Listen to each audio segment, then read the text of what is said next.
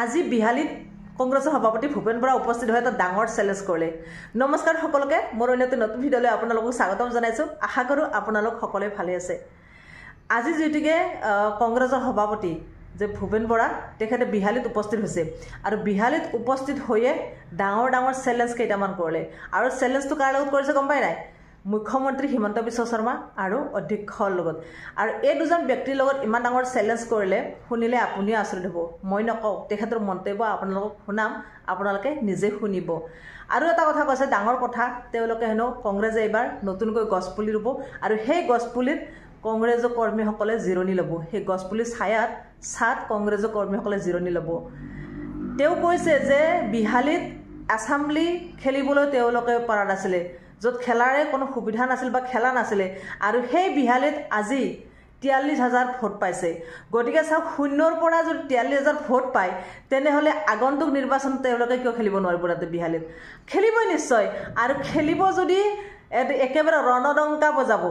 বিহালীত এইবাৰ কংগ্ৰেছে ৰণডংকা বজাব আৰু গমেই পায় এইবাৰ পঞ্চপাণ্ডৱ নামিব, কৌৰৱৰ সৈতে যুদ্ধ কৰিব অসমত। গম পাব আৰু লাহে লাহে পঞ্চপাণ্ডৱ বুলি কৈছোঁ যেতিয়া কোন গম পায় নহয়?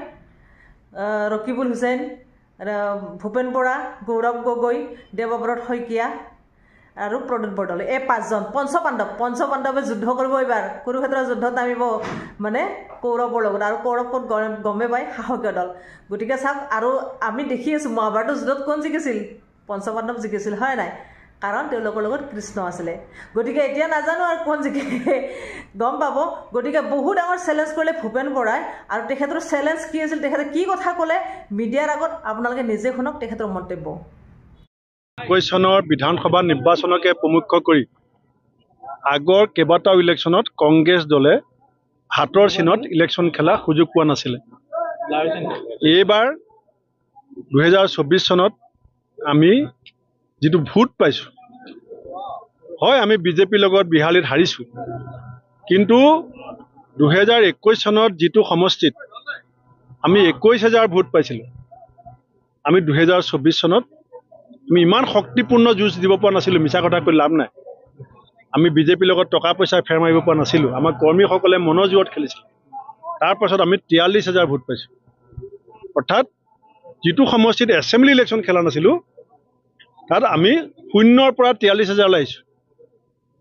হয় আমাৰ বিৰোধী ঐক্য আছিলে, সেইকাৰণে 43,000 ভোটৰ পৰা অহা 4 মাহ 3 মাহৰ ভিতৰত কেনেকৈ আমি বিহালী উপ নিৰ্বাচন জিকিম, তাৰ কাৰণে আজি প্ৰথমবাৰৰ কাৰণে দলৰ আমাৰ যিসকল বিষয়ববী, ইয়াত কোনো ৰাইজক মতা নাই, কোনো কৰ্মীসকলক মতা নাই, অকল আমাৰ যিসকল বিভিন্ন পদবীত থকা মণ্ডল, ব্লক, বুথ, মহিলা, যুৱক, NSY সেৱা দলৰ যিসকল কৰ্মকৰ্তা বুলি আমি কওঁ, আমাৰ সেই কৰ্মকৰ্তাসকল আমি মাতিছিলোঁ আৰু তেখেতসকলৰ সৈতে আমি কিছু আলোচনা কৰিছোঁ।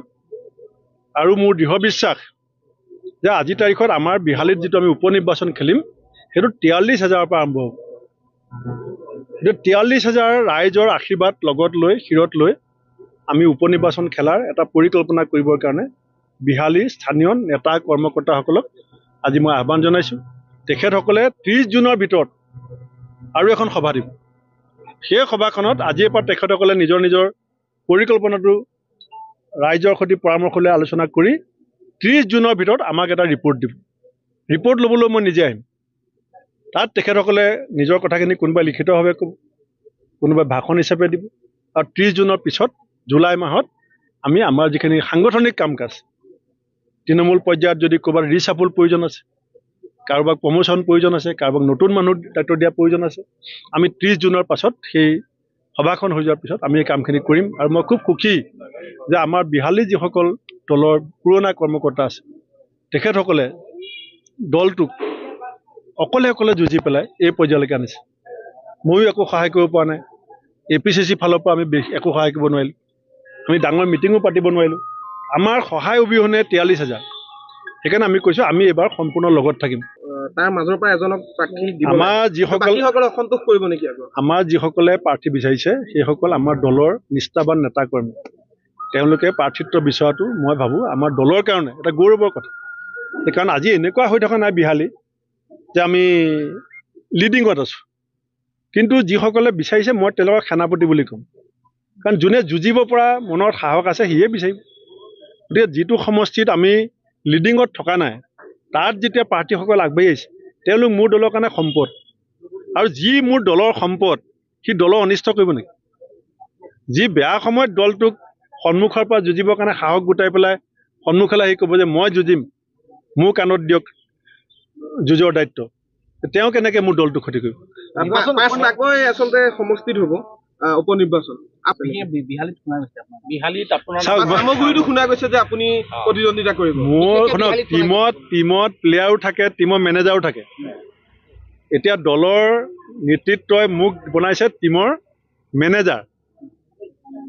কথাটো যেতিয়া আপুনি এটা টিম বনাই যিকোনো খেলৰ কাৰণে তাত প্লেয়াৰ থাকে আৰু মেনেজাৰ থাকে। গতিকে মোক এতিয়া মেনেজাৰ বনাই থৈছে। এতিয়া মোৰ কাম হৈছে প্লেয়াৰক ফিল্ডত নমোৱা, ফিল্ডখন ঠিক আছেনে নাই সেইটো চাই দিয়া, ফিল্ডখনৰ পিচটো কেনেকুৱা হৈ আছে সেইটো চোৱা। গতিকে মই প্লেয়াৰ হ'ব লাগিব কথা নাই, মই প্লেয়াৰৰ মেনেজাৰ প্লেয়াৰ হয়, সেইটো দেখা যাব। তেনেকুৱা সিদ্ধান্ত এতিয়ালৈকে ক'তো আলোচনা হোৱা নাই। এইটো জল্পনা কল্পনাটো অন্ত নাই, জল্পনা কল্পনা কৰাত কোনো বাধাও দিব নোৱাৰে। কিন্তু বিহালীত আমি উপযুক্ত প্ৰাৰ্থী বাছি উলিয়াম। 26ৰ কাৰণে মুখ্যমন্ত্ৰী হিমন্ত বিশ্ব শৰ্মাই নতুন টিম তৈয়াৰ কৰিম বুলি কৈছে। তেওঁ মন্ত্ৰীসভাৰ ৰদবদল কৰিব। তো কংগ্ৰেছৰ কিবা নতুন টিম তেনেকুৱা বা তৈয়াৰ কৰা হ'ব নেকি? বিহালীত আজি কি আৰম্ভ কৰিছো? আজি বিহালীত যে 4 তাৰিখে ৰিজাল্ট দিছে, আজি আমি 11 দিন হৈছে ইলেকশ্যন ৰিজাল্ট পোৱা।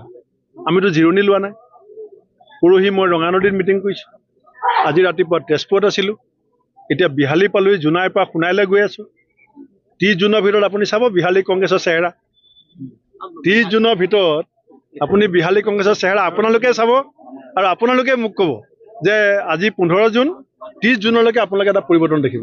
নহয়, ন্যায়ালয়ৰ দ্বাৰস্থটো টেকনিকেল কথা।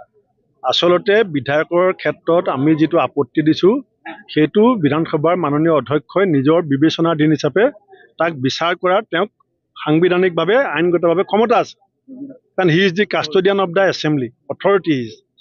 তেওঁ যদি লেহেমীয়া কৰি তেওঁলোকক সুৰক্ষা দিবলৈ বিচাৰে বা তেওঁ সিদ্ধান্ত দিব নিবিচাৰে, তেতিয়া আমাৰ গুৰিত বিকল্প কি আছে?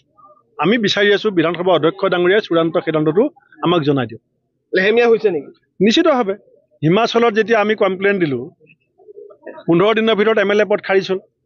ইয়াত আমি কমপ্লেইন দিয়া মাহৰ পাছত মাহ বাগৰি গৈ আছে। চবেই দেখি আছে বিজেপিৰ অফিচত কংগ্ৰেছৰ MLA বিলাক ঘূৰি আছে, বিজেপি লিডাৰ কেণ্ডিডেটৰ পিছে ঘূৰি আছে। ইমান অনিয়ম, ইমান উচ্ছৃংখলিত, এইটোতো কংগ্ৰেছ দলৰ কাৰণে নহয়, অসমৰ ৰাজনীতিৰ কাৰণেও বেয়া কথা। অধ্যক্ষ পক্ষ লৈছে নহয়, সেইটো আপোনালোকে নিজে বিচাৰ কৰক। বিধানসভাৰ অধ্যক্ষগৰাকীয়ে এই দৃশ্যটো নেদেখা ভাৰতো যদি থাকে, অধ্যক্ষ পদৰ গৰিমাটো নষ্ট হৈছে নে নাই? কিন্তু মই আশা কৰিম যে বিশ্বজিৎ দৈমাৰী ডাঙৰীয়া অসমৰ এজন জ্যেষ্ঠ ৰাজনীতিক হিচাপে অসমৰ ৰাজনীতিত মূল্যবোধ প্ৰতিষ্ঠা কৰাৰ তেখেতৰ এটা দায়িত্ব আছে। নীতি আৰু মূল্যবোধৰ ৰাজনীতি বাটটো বেয়া হৈছে, সেইটো ভাল কৰাৰ দায়িত্ব বিধানসভাৰ অধ্যক্ষগৰাকী আছে, আৰু সেই কামটো তেখেতে কৰিব। চাওক, আপোনালোকে নিশ্চয় মনত পৰিব যিগৰাকী নাম কৈছে সেইগৰাকীক বিহালীত নেতা পাতিছিলে এইসকল মানুহ যিসকল আজি মোৰ সৈতে বহি আছে। আজি মোৰ লগত যিসকল মানুহে বহিছে তেওঁলোকেই হৈছে তেওঁৰ ভেটিটো নিৰ্মাণ কৰি দিছিল।